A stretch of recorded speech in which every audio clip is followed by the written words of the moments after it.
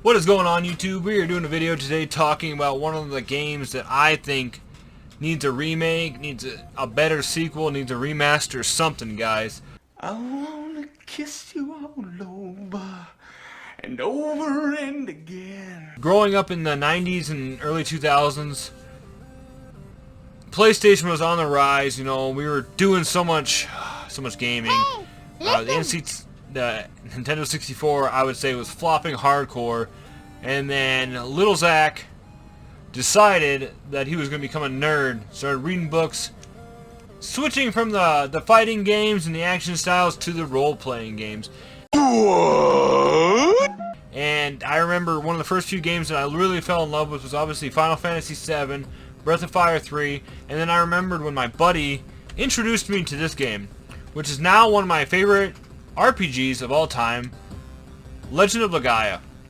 Whoop-de-doo! What does it all mean, Basil? This game really stood out to me because it wasn't like a lot of the other ones where you had 20,000 characters that you had to know. You just had your, once you got your whole party, that was it, just the 3 people, and obviously your raw Saru. One of my more popular videos that has been on here was talking about a challenge that was given to me by Ace, who is at Fit to Play Games, and it's actually been a more popular video with over 1,000 views, if I remember right. And I was really hoping that at some point we would see more about this game. I have not played the sequel, which is LEGAIA 2, the Dual Saga.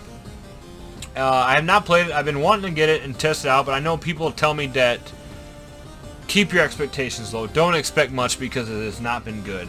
And I believe that this game definitely needs a remaster or something, guys. They don't talk enough about this. It is a very underrated RPG game. And I can go on and talk about the other ones. I know like Legend of the Dragoon needs a remake too. But I was a year or so ago, I started streaming this on YouTube, and then I switched over to Twitch. But I played it through, and I mean, it's a pretty simple story, guys. You start off as the main character, Vaughn, who is stuck in a small village with the walls built it up, because what had happened is this thing called the Mist, not the Stephen King one, had been released, and then each person had something that was attached to them called Sarus, which enhanced their physical abilities and stuff like that, which was like a weird, you can kind of see a small part of it right here, which is it was like a weird kind of parasite almost that attached to them, and it enhanced them physically, and whether it be flying or strength and stuff like that. Well, the Mist, when it was released originally, it was supposed to enhance these things, but instead of what it did is it turned everybody into monsters. Not just like zombie monsters, which it kind of did, but also started turning them into like regular monsters and stuff. And they started creating bigger ones like the Juggernaut and stuff like that that was just insane. And yeah, it was insane. And then I'm not going to get too much into the story because I don't want to ruin it for anybody else, because I definitely think you guys should play this. But the most of the quest is you going from each town to town, activating these things, these trees, that once you activate them, they get huge and they send off a life force which pushes the mist away, and then everything within that region is safe from the mist and the monsters. So most of the time, I mean, obviously you're traveling from region to region, trying to find the closest tree, activating it, and then going on. You're trying to clear the world of it.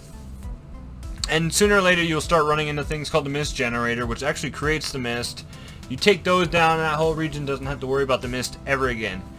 The characters are pretty basic. You have Vaughn, who's kind of like very silent. That's your character, so whenever there's dialogue choices, you choose what you want him to say. It really doesn't say much. God, I'm just pulling hold on, why can't I remember her name? Well, the girl in it, anyways, she is more of your happy-go-lucky, very energetic, passionate person.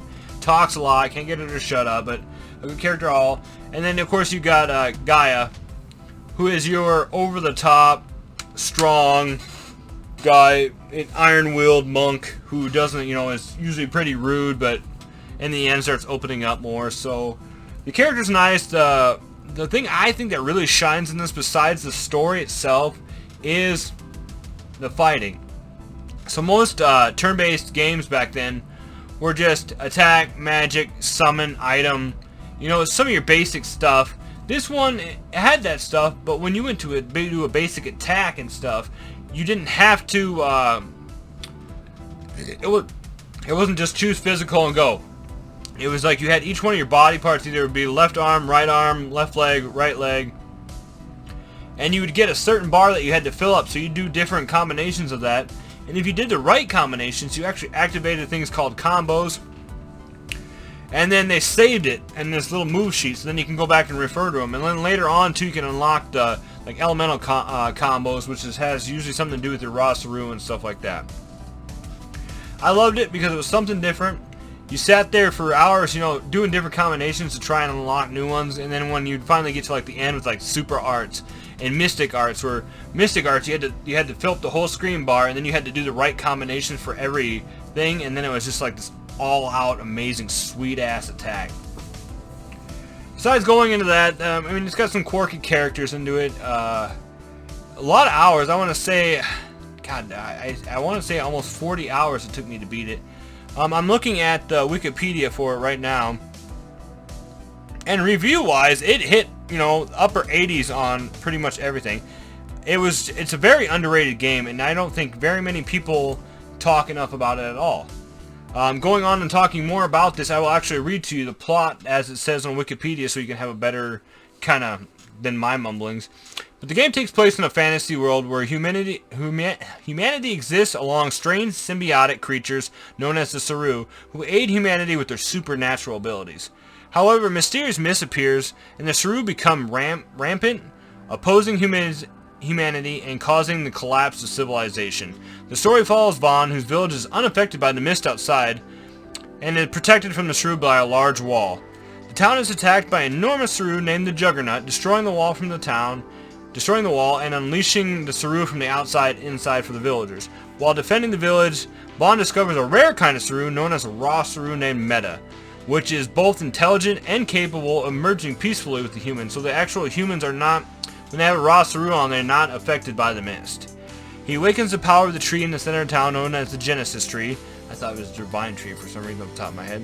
And removes the mist and the Saru from the village. With his newfound power, he travels across the world to restore the Genesis trees and stop the mist.